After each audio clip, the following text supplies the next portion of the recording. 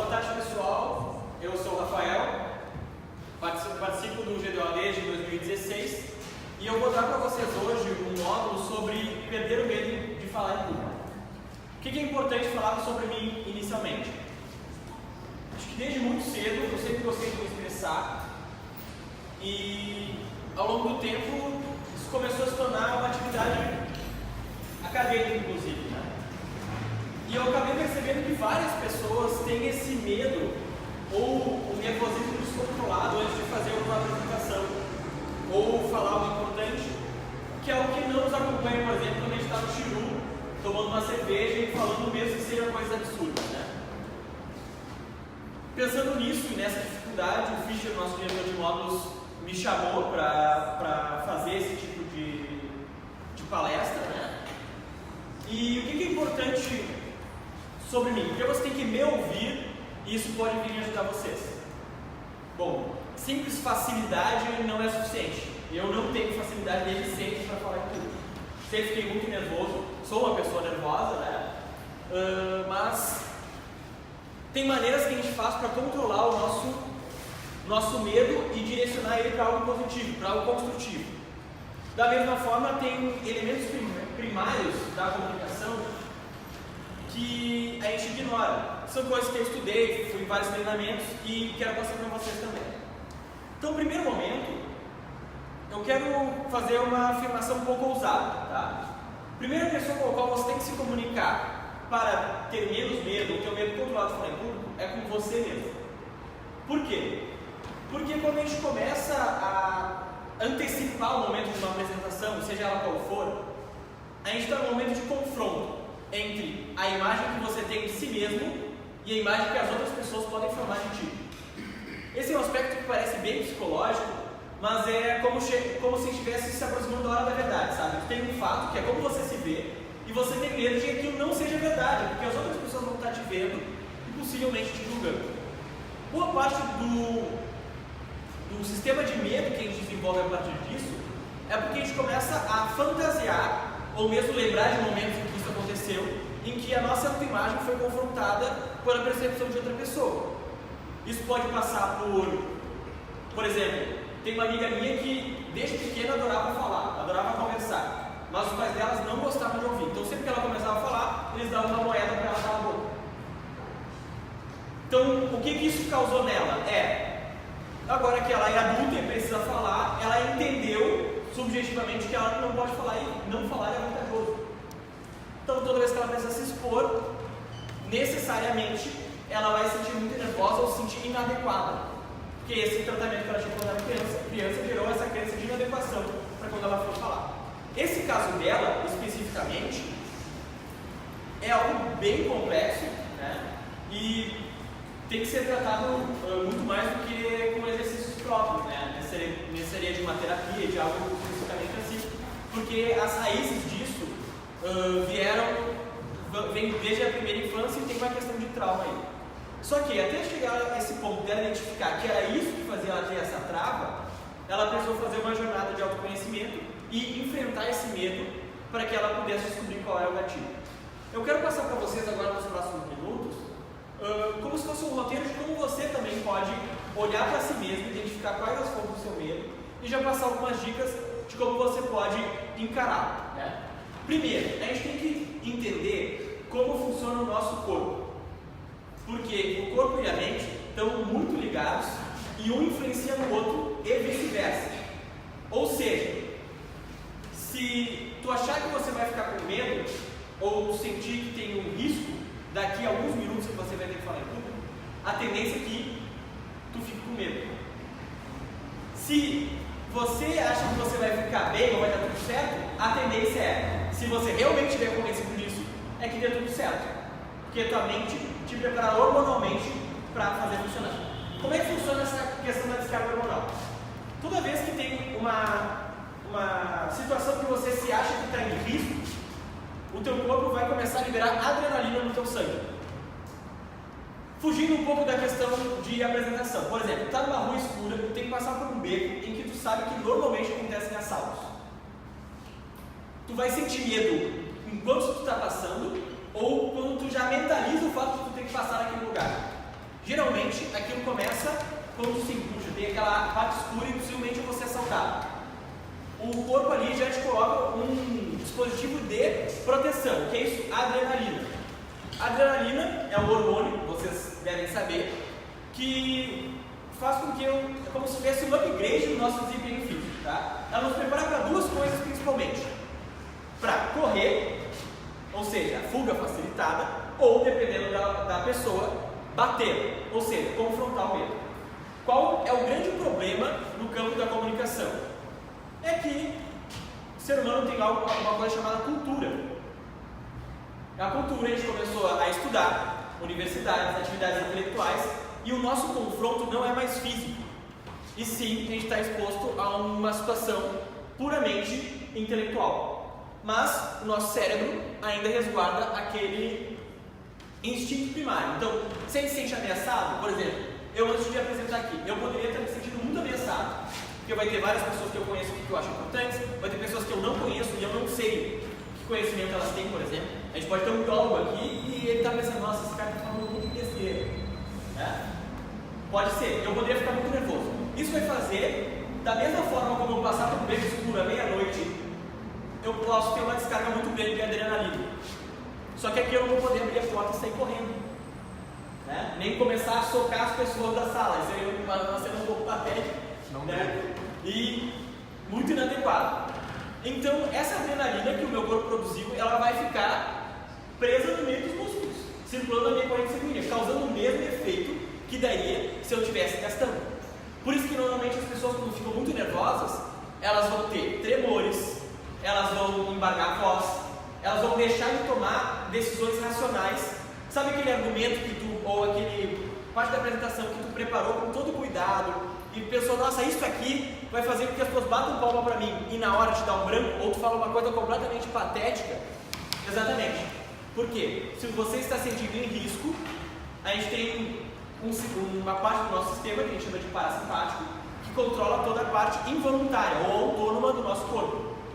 Ou seja, as decisões racionais, que é a parte do nosso consciente que fica no sistema simpático, elas ficam reduzidas e tu começa a tomar decisões que são irracionais. Como, por exemplo, embaralhar as palavras, parece que as ideias não fazem mais sentido, ou tu não sabe mais o que falar, porque a parte do teu cérebro que está controlando o teu corpo naquele momento não é a parte racional. Qual seria a solução natural para isso, né?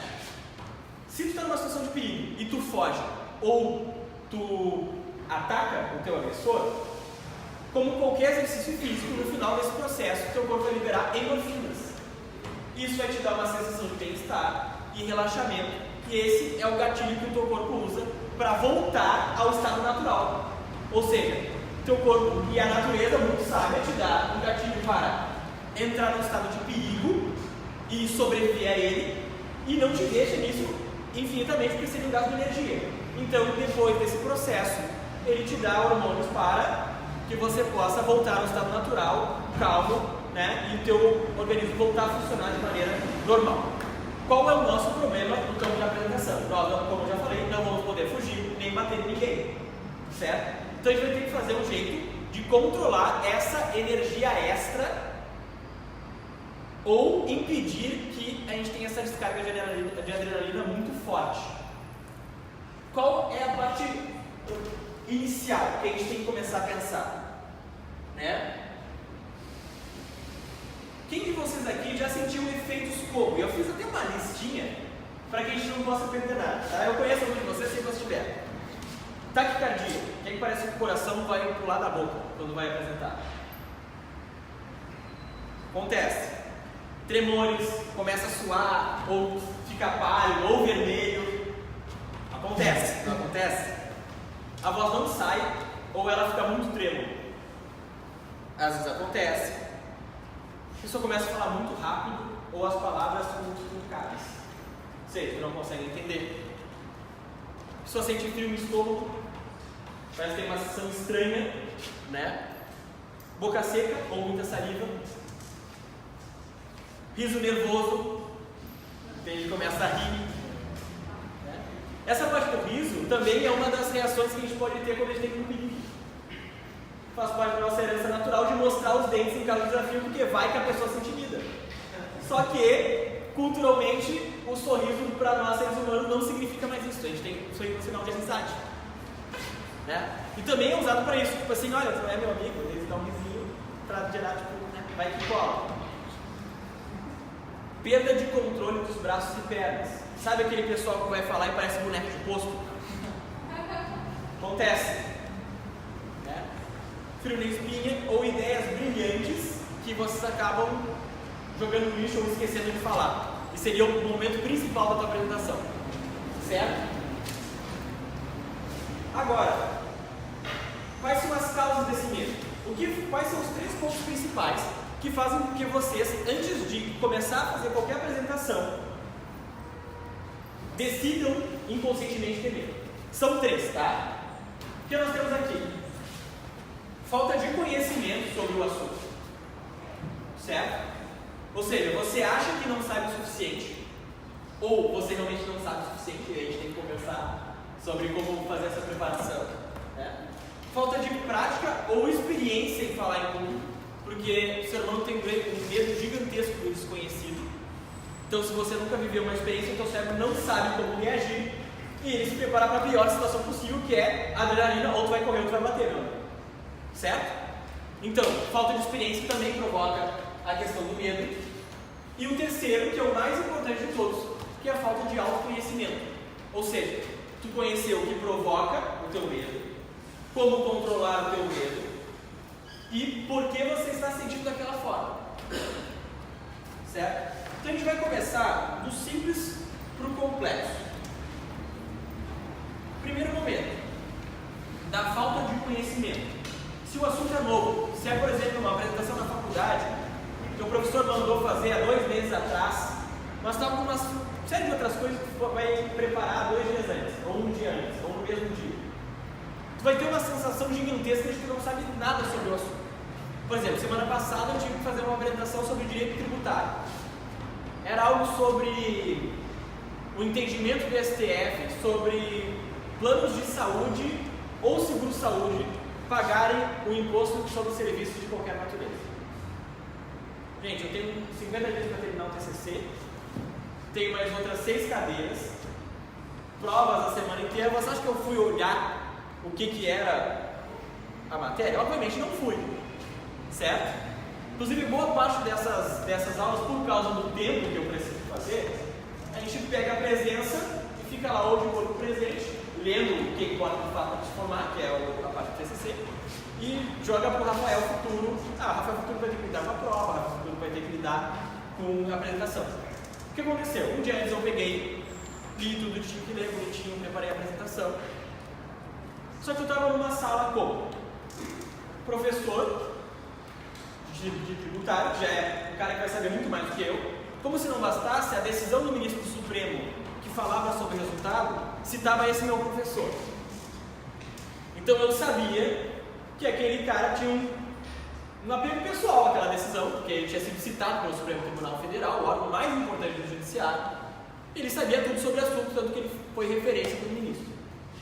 Tinha uma turma com outras 80 pessoas, desesperadas, porque as apresentações iam cair na prova, então tinha uma certa responsabilidade de explicar bem, certo? E tinha a minha dupla, que também não sabia porcaria nenhuma sobre o tema, e eu tinha que me preocupar se ele falasse alguma besteira, eu ia ter que emendar, certo? Tudo isso fez com que tivesse vários problemas. Medo de falar em público, eu vou dizer que eu não tenho. Sabe aquela coisa de ficar sofrendo por antecipação, nossa, vou ter que falar, não sei o quê? Eu não tenho, porque eu aprendi a trabalhar e canalizar isso. Então eu não chamo mais de medo, certo? Mas o efeito biológico tem descarga de adrenalina, tem tudo o que acontece normalmente. Mas durante aquela apresentação, por causa da minha falta de conhecimento, meu total ignorância sobre o assunto, eu cometi erros que eu não cometi há muito tempo. Por exemplo, muitos vícios de linguagem, de falar e ficar pensando. Uma postura que não é normal. Por exemplo, agora com vocês eu estou tendo um certo cuidado, ele já é um pouco automático, com como é que eu vou me mover. Então a gente tem os braços se movem dentro desse triângulo para não chamar atenção para coisas externas. Tento não fechar os ombros para ninguém, para que vocês todos sejam incluídos na minha conversa. Mas na apresentação, como eu comecei a me desesperar, que eu não sabia tanto como eu deveria saber, e essa deveria ser uma preocupação anterior, antes de eu ir apresentar, né, não no momento da apresentação, comecei a cometer vários desses erros. Quantos mais erros eu cometia, a tendência é eu cometer mais erros. Porque tu vê tua apresentação indo ladeira abaixo e chega um momento, pô, né, foi-se o boi com as cordas e não tem mais o que fazer. E a impressão que a gente tem é que todo mundo está achando tão horrível quanto tu está achando. Porque tu está dentro da tua cabeça, tu sabe o que tu gostaria de executar e sabe que não está executando aquilo que tu planejou. Então a falta de conhecimento, seja por tu não ter estudado o suficiente, seja por tu saber que tem pessoas na plateia que sabem muito mais do que tu sobre o assunto, ou seja, por qualquer outra razão específica de que tu acha que tu não domina em segurança, podem fazer com que tu cometer erros. Certo? Essa parte ela é muito fácil combatida com uma prevenção. Estude sobre o assunto e se prepare com antecedência. Certo? É fácil em teoria, né? Porque a gente sabe que no dia a dia às vezes não dá. Mas, quanto mais bem preparado tu tiver a respeito da apresentação que tu vai fazer, menos inseguro ou menos medo vai ser desencadeado dessa situação, certo? E aí vocês já vão ter blindado essa primeira porta para surtar na hora de uma apresentação. Segundo ponto, da falta de prática ou experiência pessoal. A gente tem não é bem um paradoxo, mas uma situação que quanto mais a pessoa tem medo de falar em público, menos ela fala em público, certo? E aí mais místico e desconhecido fica aquele momento. Tu vê alguém falando em público, por exemplo, tem pessoas que vocês não vão se imaginar no meu lugar. Poxa, imagina, tá pessoa filmando para transmitir, sei lá, 30, 40 pessoas numa sala olhando direto para ti, sabe-se lá, julgando o quê? Jamais ia se imaginar dessa forma. Não vou muito longe. Queria perguntar para vocês, eu vou precisar um pouco da interação de vocês. Quantos de vocês já tiveram uma dúvida na sala de aula, uma dúvida importante, e escolheram não perguntar porque tinham vergonha de fazer uma pergunta? Gente, uma pergunta é levantar a mão, o professor dizer sim, fulano ou fulano, e tu dizer, não entendi isso, pode me explicar melhor? Não tem que tu ser julgado, porque se o professor abriu para a pergunta, já está claro que quem vai falar já não sabe sobre o assunto, certo? Então tu não tem mais esse peso. Então por que a gente não pergunta? Porque a gente tem medo do desconhecido.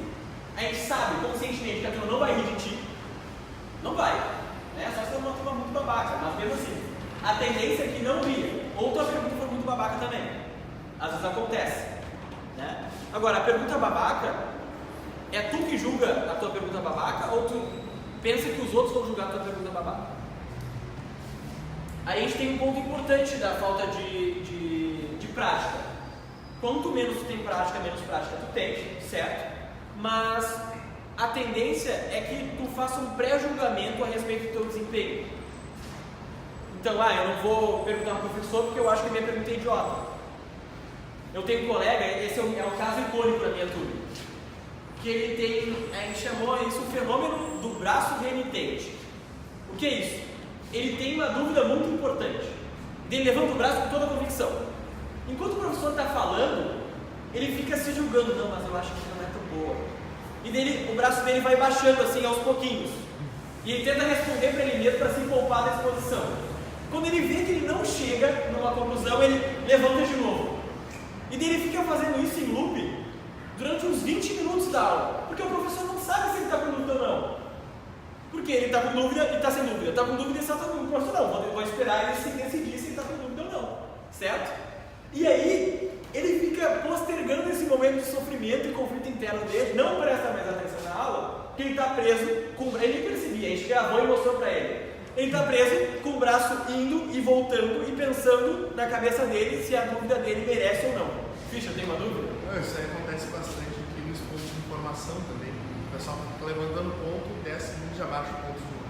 Isso acontece pelo âmbito do debate, que a princípio tem que fazer uma pergunta para interagir ou dar um ponto específico. E diz, não, é uma ótima ideia. Não, pera, mas e se ele tiver resposta? E se a ideia não for tão boa assim? Isso é o prejudicar a dupla. Daí assim, não, mas eu preciso fazer. Não, mas olha só, tem aquele que acabou de falar isso. E esse drama acaba a gente desconectando do público, por exemplo, que no caso uma pergunta vai ser o professor, e acaba fazendo com que a gente se preocupe muito mais em se julgar do que ter o resultado da nossa interação, que é conseguir uma resposta, ou no caso do debate, contribuir ou agregar no debate, ou mesmo complicar o nosso coleguinha, né? Então, essa parte da falta de prática tem uma solução só também, se expõe um pouquinho mais. Claro que vocês não vão, agora eu vou enfrentar meu medo, já sei, vou entrar em contato com a Assembleia Legislativa de Porto Alegre para usar a tribuna lá para fazer uma reivindicação. Vai com calma, entende? Começa treinando na frente do espelho, por exemplo. Depois com amigos próximos. Não recusa convites ou mesmo apresentações. Eu conheço gente que, por exemplo, a Michele, que fez parte do grupo de debates, ela começou a trabalhar a questão de oratória dela porque ela percebeu que ela ia rodar uma cadeira que ela não conseguia apresentar. E a única prova da cadeira era a apresentação. E daí quando ela percebeu que ela estava indo para a prova final, que ela não tinha apresentado, porque ela tinha vergonha, ela disse, não, eu tenho problema, eu tenho que trabalhar. Então, essas oportunidades que a vida nos dá, da gente treinar e que não tem grande cobrança. Gente, apresentar um trabalho de turma não tem grande cobrança.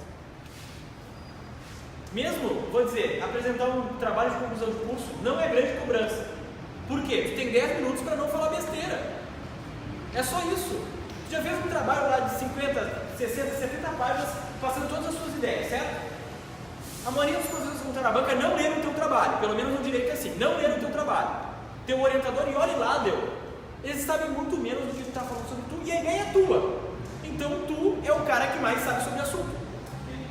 Um argumento no debate, da mesma forma. Tu pesquisou sobre o assunto? Pesquisou, certo? Já combateu a primeira causa do medo, você sabe sobre o assunto. Tu teve uma ideia tua sobre o assunto.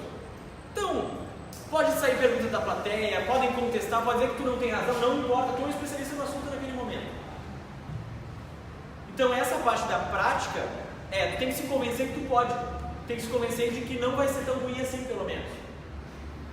E mais tarde, como eu vou mostrar para vocês, planejar como as coisas vão dar certo, muito mais do que ficar pensando nas coisas que podem dar errado, certo? Então tá, a gente vai agora para o principal motivo, que é a falta de autoconhecimento. A gente tem um fenômeno que a gente chama de orador real e orador imaginário. Eu já falei um pouco para você sobre isso, só que eu não dei esse nome, tá? A questão é, se tu não se conhecer, tu não vai conseguir adequar a expectativa à realidade. Ou seja, não sei se vocês já tiveram a impressão de que estava dando tudo errado numa apresentação. Terminou a apresentação e as pessoas gostaram, ou disseram que tu mandou tudo bem. Acontece. Por quê? A gente tem um orador real, que é aquele que efetivamente vai estar falando, por exemplo, a maneira como vocês estão me percebendo, e como eu estou falando agora, é o orador real, certo? É o que está na realidade. Mas, nesse exato momento, dentro da minha cabeça, tem um orador imaginário, que é aquele que eu acho que existe, é aquele que eu acho que está falando, e que está passando uma imagem que eu acho que vocês estão tendo de mim. Quando a gente começa a trabalhar essa parte do autoconhecimento, a tendência é que o orador real e o imaginário fiquem mais próximos e mais parecidos. Isso reduz o medo, porque tu começa a ter essa ideia de que o que tu está pensando que e aí tu tem mais controle sobre a situação, quanto mais controle, menos medo. Certo? Então, como é que o orador imaginário aparece? Quando tu vai, por exemplo, vai debater na semana, quando tu está inscrito lá, tu já começa a pensar, meu Deus, esse tema não sei nada da noção, ou o professor deu um trabalho, mas eu nunca vi esse tema na vida, como é que eu vou fazer, meu grupo não vai colaborar, e aí tu começa a pensar todas as coisas que podem dar errado, e como tu vai fracassar naquele momento. Ou, às vezes as pessoas elas têm uma leitura equivocada do seu físico, por exemplo. Pessoas que são muito altas tendem a, na hora de fazer a sua apresentação, se elas não estão autoconscientes, a se encurvar, a colocar os ombros para frente e se encurvar, porque elas se sentem inadequadas na altura dela, sentem muita evidência e daí elas tendem a reduzir o espaço. Pessoas que têm, por exemplo, sobrepeso ou obesidade, a tendência é que elas também tendem a se encolher para os lados, como se a forma física dela influenciasse na mensagem que ela vai falar. Não vai influenciar, pessoal. Por quê? A gente tenta se adequar ao que a gente acha que as pessoas esperam da gente. Então, eu acho que eu sou muito alto. Então, inconscientemente, eu vou tentar ficar mais baixo. Mesmo que isso não seja um processo racional. Ou, eu passei na Panvel agora, subi na balança e me sinto gordo. E sei lá, puxa, estou num peso que eu nunca pensei na vida. Nossa, eu me sinto que eu estou ocupando um espaço muito maior do que eu acho que deveria ocupar. Então, eu acho isso e penso que todo mundo pensa isso e por isso eu vou tentar ocupar menos espaço possível. Isso pode ser fisicamente ou pode aparecer na minha voz, como por exemplo disse. Certo? Então, a imagem que tu tem de ti mesmo ou ti mesma importa na hora que tu vai falar. Se tu se acha muito magro, ou das duas alternativas, ou tu vai querer sumir e daí tu vai se encolher mais ainda, né? Que é tipo sair correndo pela porta. Ou tem pessoas, por exemplo, que ficam muito expansivas e daí movem os braços assim, assado. Né? Então, a maneira como tu vê a si mesmo vai influenciar. Essa parte, assim, tratando de situações físicas e tal, sei que não é tão fácil de trabalhar, porque a nossa questão da autoestima e da autoimagem não é um negócio que tipo, agora eu vou me amar, vou me aceitar completamente. Não é assim, né? Se fosse assim, todo mundo ia estar de bem consigo mesmo, mas não é. Mas tu identificando o porquê tu age dessa forma, a gente está analisando agora reações físicas, né, na hora da apresentação. Tu analisar por que tu se encolhe, ou por que tu expande muito os braços, ou por que tu fica vermelho, ou por que tu começa a dançar. Isso tudo importa para ti começar a combater essas causas, entende? Porque tu começa a identificar as origens disso, tu vai poder trabalhar isso também psicologicamente. Claro, pessoal, que esse módulo, ele não... O objetivo dele não é ser uma terapia coletiva. Então, se vocês veem que tem um caso específico relacionado a vocês, a autoimagem, coisa assim, é legal procurar especialista para ajudar vocês a construir essa imagem mais adequada. Embora tem coisas que vocês podem começar a trabalhar na mente de vocês para identificar que, olha, essa ideia de que eu tenho, de que eu sou muito alto, ou muito gordo, ou muito magro, ela é mentira, ela não importa pelo que eu vou falar. Ela é totalmente irrelevante, porque importa a maneira como eu vou fazer a minha apresentação, como eu vou cativar o meu público, não é pela minha aparência física. Se eu estou num lugar que eu tenho que cativar o público pela minha aparência física, possivelmente tu não vai estar dando uma palestra intelectual a respeito de algum assunto. Vai estar com outro tipo de atividade, certo? E se tu está num lugar em que tu precisa ser inteligente e bonito para te ter relevância, sai desse ambiente, pessoal. Né? Porque quer dizer que tu não vai estar sendo valorizado pelo conteúdo que tu tem a apresentar, e aí tu não precisa estar naquele lugar. Isso vai ser um ambiente tóxico. Beleza, então a gente tem essa questão do autoconhecimento primeiro físico. O que eu faço? Eu me mexo demais, eu danço, eu fico vermelho, eu fico branco, eu fico na espinha, todas aquelas coisas que eu falei antes. Identifica o que tu tem, reconhece e tu pode até começar a falar com amigos, olha, ou gravar, por exemplo. No GDO eu sei que a gente grava os vídeos. Gente, eu sei que a maioria de vocês não assistem os vídeos que o pessoal grava. Sabe por que vocês não assistem? Porque vocês, na hora de apresentar, têm essa ideia de que foi terrível e vocês não querem passar aquela vergonha de novo. É só por esse motivo. Tá? Por quê? Se vocês assistirem o vídeo, vocês vão ver que vocês estão maravilhosos no vídeo, porque aquilo não parece, vocês não estão nervosos. Toda aquela confusão que parece que estava te enlouquecendo naquele momento não aparece para as pessoas que estão vendo. Só que por que a gente não vê? Porque a gente tem uma autoimagem distorcida, seja de quem a gente é ou da nossa execução. Então, tu falar na frente do espelho, tu se gravar, ou tu conversar com pessoas que tu confia, por exemplo, sei lá, parentes, amigos e tal, pode te ajudar a construir essa imagem positiva, tá ali? Todo mundo tem uma autoimagem distorcida, ou algumas, tipo, não, algumas realmente o que elas pensam de si é o que é? Assim, ó. Como a gente se percebe, nunca vai ser como as outras pessoas nos percebem, tá? Se a gente for estudar um pouco da psicologia, a gente vai ter, ao todo, umas 4 consciências, assim. Seja uma consciência social, uma pessoal, uma inconsciente, uma subconsciente e por aí vai, tá? Então a gente tem uma autoimagem geralmente distorcida. Pode haver pessoas que são completamente autoconscientes, mas em geral, essas pessoas estão tão de bem com a vida, né? Que, sei lá, elas nem sentem necessidade de se expor. Por exemplo, a gente pode ver alguns TED Talks, por exemplo, sabe, apareceu monge fulano de tal.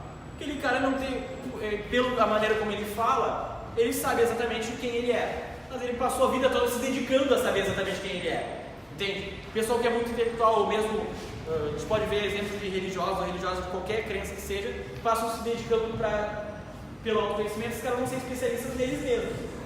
Mas a gente, réis mortais, que não tem tempo para isso, tem que pagar conta e tal, a tendência é que a gente tem imagens distorcidas, elas são construídas, como eu tinha dito, a partir das experiências positivas e negativas que a gente tem em relação ao ambiente.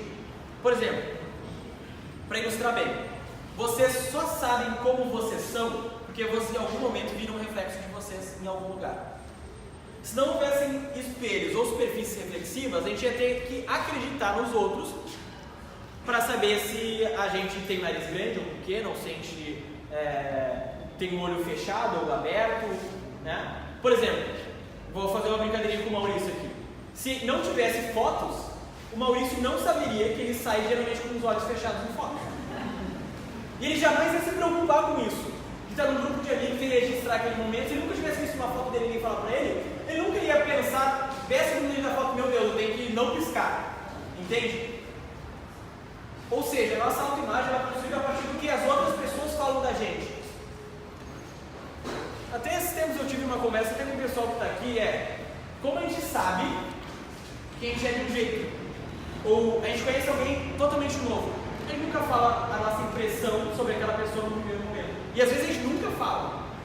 Tem, sei lá, eu tenho 4 irmãos, tá?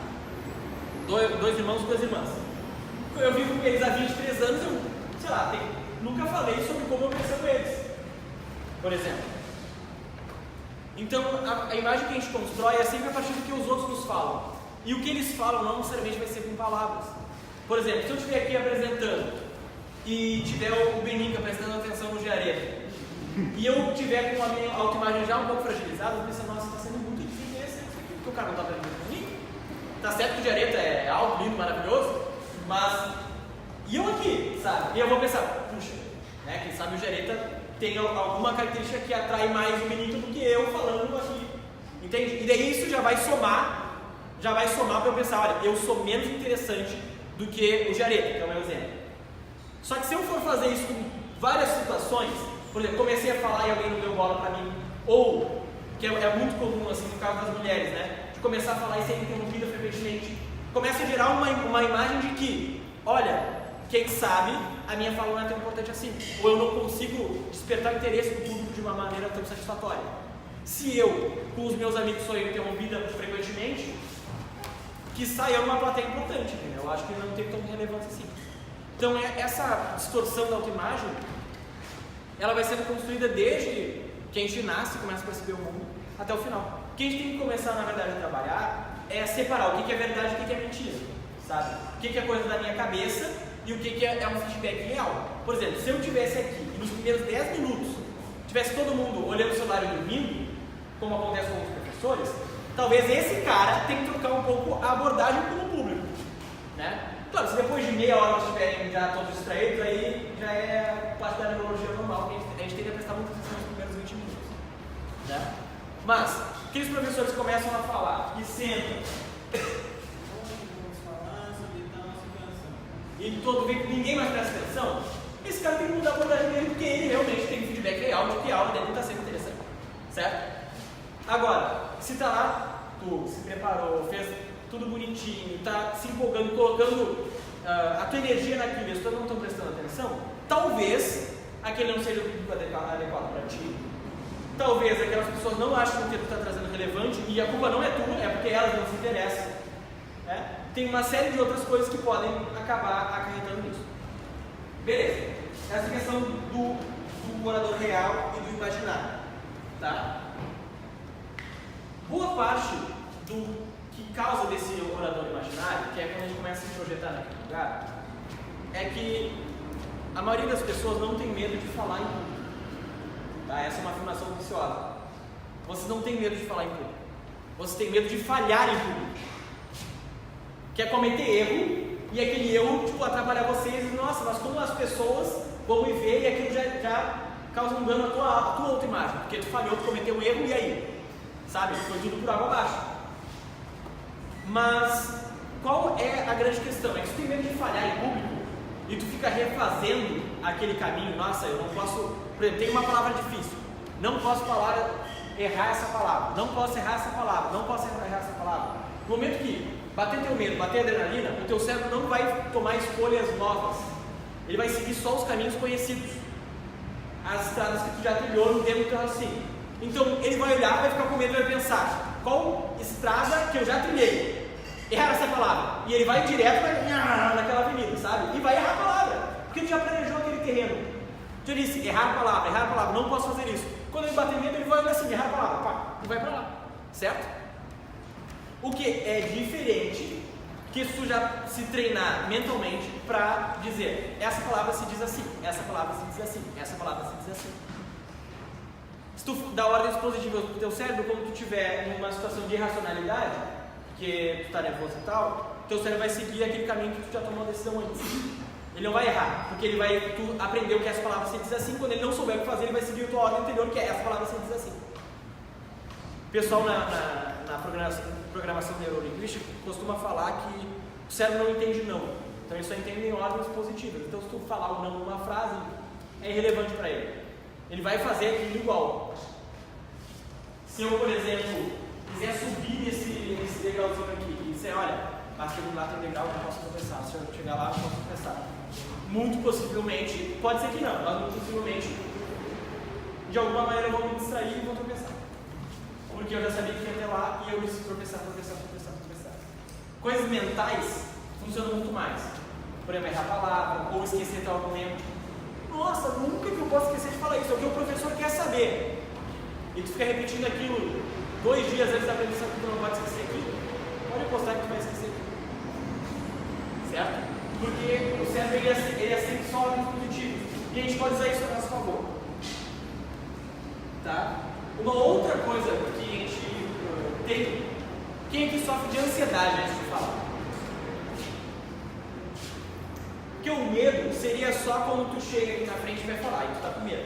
Tu tem ansiedade antes de falar, tu tá com uma coisa chamada medo de sentir medo. Porque tu sabe que tu vai estar lá e vai ser uma situação desconfortável para ti, e daí tu começa a antecipar. Falar em público já é o teu beco escuro com assaltantes, entendeu? Tu pensa assim, puxa, vou ter que apresentar. Aí tu fica, não, mas essa apresentação nossa vai dar errado aqui, ali, não sei o quê. E tu já começa a despertar aquela adrenalina antes da apresentação. Pode ser nos momentos antes, pode ser 2 dias antes quando tu pensou que tu ia ter que apresentar. Então, esse medo desse sentir medo também precisa ser controlado. E tem coisas muito simples que a gente pode fazer e que exigem treinamento. Nada do que eu vou falar aqui é fórmula mágica, tipo, beleza, eu vou fazer isso, tu vai conseguir. Não, tu vai tentar e vai errar, tentar e vai errar, tentar e vai errar, até que uma hora tu vai se acostumar com aquilo. Por exemplo, tua postura corporal. Tá? Lembra que eu disse no início que o nosso físico influencia no nosso cérebro, e o nosso cérebro influencia no nosso físico na mesma medida? Então, por exemplo, vou pegar essa cadeira aqui para mostrar para vocês. Se eu estou dando uma apresentação, e a gente escuta várias vezes que a apresentação começa antes de a gente subir no palco, lembra? A apresentação começa quando a gente resolve que a gente vai apresentar, e está aqueles minutos antes. Se eu tiver uma apresentação assim, no meio dos meus papéis, tipo, meu Deus, não posso esquecer isso, não sei o quê, a minha postura corporal já me coloca numa baixa hormonal, ou seja, hormônios que são geralmente depressões ou numa adrenalina. A adrenalina vai estar independente disso, mas eu já vou estar assim preocupado, certo? Agora, se antes da apresentação eu estiver numa posição de domínio, e isso é incrível que o ser humano tenha preservado tantas coisas na natureza. Por exemplo, sentar espalhado na mesa numa situação assim, sabe aquela pose pedante, que parece pedante? Pois é, essa aí te faz com que tu tenha hormônios que te deem confiança, que tu fique mais tranquilo e relaxado. Por quê? Tu está se ocupando o espaço de uma maneira que é desafiadora para os outros. Então tu está se vendo, o teu corpo está fazendo com que tu se veja como a pessoa que domina aquele espaço. Por exemplo, vamos fazer uma análise sociológica. Quando a gente está, eu moro a uma esquina da Vila Cruzeiro, tá? Volta e meia eu vejo pessoas no mercado das pessoas que moram ali e tal. Geralmente, quando vem o grupo de guris caminhando por aí, eles têm uma postura diferente do que a gente vê em outros ambientes, certo? Porque em outros ambientes o estilo o que marca o poder e o domínio sobre a situação é diferente. Mas, eu me lembro uma vez que eu estava indo jogar bola, e estavam os meus amigos que vinham da Cruzeiro ali e iam jogar bola. Quanto mais forte o cara, mais tranquilo ele andava. Os piazinhos de 6 anos que queriam meter uma banca, andavam todos assim. Ó. O que é isso? Isso é linguagem corporal. Ele está ocupando mais espaço do que seria para ele. Certo? Quando ele ocupa mais espaço, ele está mostrando que ele domina aquele espaço. Tipo, eu não precisava de tanto espaço, mas eu estou usando. Então, essa postura que a gente faz isso socialmente, a gente nem percebe, certo? Influencia. Por quê? Eu vou dizer, é útil isso. Porque se tu está no meio de um lugar onde as pessoas têm essa questão de posição física, que ali no lugar que eu moro é bem assim, e tu anda assim, a tendência é que as outras pessoas não vão te desafiar fisicamente com tanta facilidade. Porque inconscientemente elas não estão olhando assim, aquele cara domina o seu espaço, então eu não vou invadir o espaço que ele está dominando. Só que essa técnica de pose corporal, ela não é para os outros. Como os outros vão pensar em ti, não importa. Mas a gente não sabe disso, porque a gente está se importando com o julgamento alheio, certo? Então, se tu tiver essa postura, o teu corpo vai produzir hormônios de sou confiante, e tu vai ficar mais relaxado, porque tu vai sentir que tu está se afirmando naquele espaço. Da mesma forma, se eu for falar em pé, eu posso falar para vocês assim. Quantas vezes a gente vê colegas nossos, ou até mesmo a gente vai apresentar um trabalho na frente de todo mundo e a pessoa fica assim, ou fica com as mãos para trás, cabeça baixa? Quer dizer que ela não quer estar ali. Isso tu está dizendo para ti mesmo que tu não quer estar ali, e o teu corpo vai tentar, deu branco mesmo, porque agora não precisa mais falar, porque tu esqueceu, então não vaza, entende? Agora, se tiver com os ombros para trás, ocupando o teu espaço, é o que eu chamo de autopropriedade. Tu mostra para ti mesmo que tu é dona de si mesmo, dono de si mesmo. Se tu mostra a autopropriedade, as outras pessoas, primeiro, vão ver isso, e elas vão te dar um feedback positivo, elas vão te respeitar porque tu está ocupando aquele espaço daquela forma. Com aquele feedback das pessoas, tu vai se convencer de que tu não está tão patética assim, ou tu não está nem um pouco patética. Então, a postura corporal ela comunica muito mais do que a gente costuma. Tá? O que a gente costuma pensar. Fischer, até que horas vai o módulo? Só para eu calcular, 10 para 6? No máximo. Tem 5 minutos. Então tá. Agora a gente vai, tem 5 minutinhos, e eu vou comer um pouco do encontro de casas, Fischer, porque tem coisas muito importantes para passar para vocês que eu deixei para o final. O que eu tenho que trazer para vocês? Tá? Primeiro, faz a tua autoestima trabalhar para ti. Como tu faz isso? Se na hora que tu apresentar, inconscientemente vai levantar todas as maneiras, os momentos que tu passou vergonha, ou que tu sentiu inadequado, ou que aquilo tu não devia estar falando, e aquilo veio na tua cabeça, força a lembrar das tuas vitórias, as vezes que tu foi elogiado, projetos que tu fez que tiveram sucesso, decisões boas que tu tomou que tu viu que deram um bom resultado. Começa a jogar isso conscientemente na tua cabeça. Porque esse conjunto de boas sensações vai fazer com que tenha mais energia e canalize essa energia positivamente. Eu quero fazer uma dinâmica para vocês que vocês vão ficar surpresos, tá? Eu quero que vocês façam duplas, rapidinho. Duplas rapidinho, tá? Tem alguém aqui que ficou sem dupla? Que eu vou puxar para ser o meu exemplo. Tá, vem aqui. Tá? É o seguinte, ó. Um de vocês vai fazer isso aqui com a mão. Tá? Une o polegar e o indicador. Forte. Forte, tá? Faz problema. Tá? E o outro vai tentar abrir. A força nem sai para não abrir, não precisa estourar os dedos, tá? Tá, eu não consigo abrir, certo? Façam com vocês. Fecha aqui, forte o suficiente para que o outro não consiga abrir facilmente, tá? Tá, ok? Conseguiram calibrar isso? Agora a gente vai fazer a pergunta, que é: primeiro, tu vai pensar em coisas que te deixam feliz enquanto tu faz isso aqui. Pensa no que é a coisa mais feliz da tua vida, enquanto tu deixa o dedo com aquela mesma pressão. Tá? Tá feliz? Pensou em coisas felizes? Se esforça com isso, tá? Um faz e o outro vai tentar abrir, certo? Pensa em algo feliz e a pessoa vai tentar abrir. Pegar pra estourar o dedo, né? Calma. Isso, agora tenta abrir. Tem que estar feliz. Com aquela mesma força. Consegue abrir? Tá feliz, força mais. Conseguiram abrir? Atenção.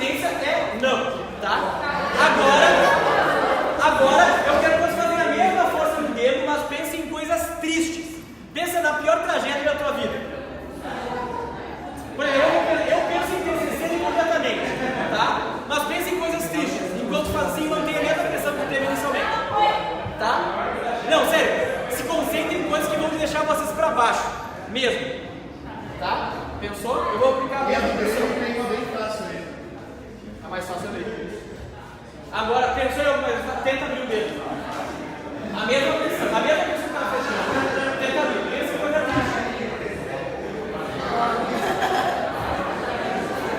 Não consegui abrir. Tá. Fizeram já? Tá, beleza. Olha só. Na segunda vez, não foi mais fácil abrir o dedo da outra pessoa? A tendência é, se tu realmente se concentrou em algo que era muito triste pra ti, é que o teu dedo se abra com muito mais facilidade do que na primeira vez. Tá? Sério. Por quê? Os nossos emoções, no momento que pensou em uma coisa triste, automaticamente tem uma série de hormônios que vão te tirar energia. Vão tirar energia. Isso vai fazer que tenha menos força, por mais que tenha conscientemente aplicado a mesma força. Se tu tipo, for fazer um esforço hercúleo para não, agora vou aplicar mais força do que antes, tu vai ter mais dificuldade. Mas se tiver o mesmo padrão de força, tu vai ser muito mais fácil abrir. Por quê? Pensamentos tristes ou que te dão emoções negativas acabam te tirando energia. E pensamentos positivos te dão energia. E para te controlar o público e se sentir bem, tu precisa de energia. Pode sentar. Tu precisa de energia por quê? Porque tu precisa de um certo dinamismo para conquistar o público. O público tem que te ver como uma pessoa interessante. Isso não é uma coisa que tu tem que cobrar de si mesmo. É uma coisa que tu tem que construir e tu tem que estar confiante que independente de tu ir até a sala com 2, 3, 50, 100. Tu vai estar com o mesmo grau de energia passando nas pessoas. Então, só recapitulando agora para encerrar. Quais são as 3 formas que causam medo para vocês? Né? E para todo mundo de maneira geral. Falta de conhecimento do assunto. Falta de autoconhecimento e falta de prática. Certo? A falta de conhecimento sobre o assunto a gente resolve se preparando e estudando bastante sobre o assunto. Falta de prática a gente resolve treinando e se expondo, claro, primeiro de leve, sabe? Não vai se jogar numa situação horrível. E a terceira, o autoconhecimento, que é a parte que tu vai entender por que tu sente medo e vai buscar maneiras de mudar, certo? Então, por uma próxima oportunidade que o Fischer vai me chamar, tem uma segunda parte disso, certo? Que vai dar exemplos mais práticos e uma dinâmica um pouco mais elaborada de como trabalhar esses 3 pontos. Isso. E a bibliografia que eu baseei, que o Fischer está me pedindo, além da experiência pessoal e dos treinamentos que eu fui, eu baseei bastante nesse livro aqui, que é do Reinaldo Polito, que é Vença o Medo de Falar em Público. Tá? Ele é bem bom, ele é bem prático, vamos dizer assim. Tem que adaptar um pouco a linguagem para a nossa realidade, para uma acadêmica e tal, mas ele dá exercícios bem interessantes para a gente fazer. Então agradeço a todos pela presença, foi muito bom estar aqui com vocês e logo em seguida depois o Claudemir e a Thalita vão fazer os seus comunicados, mas desde já muito obrigado.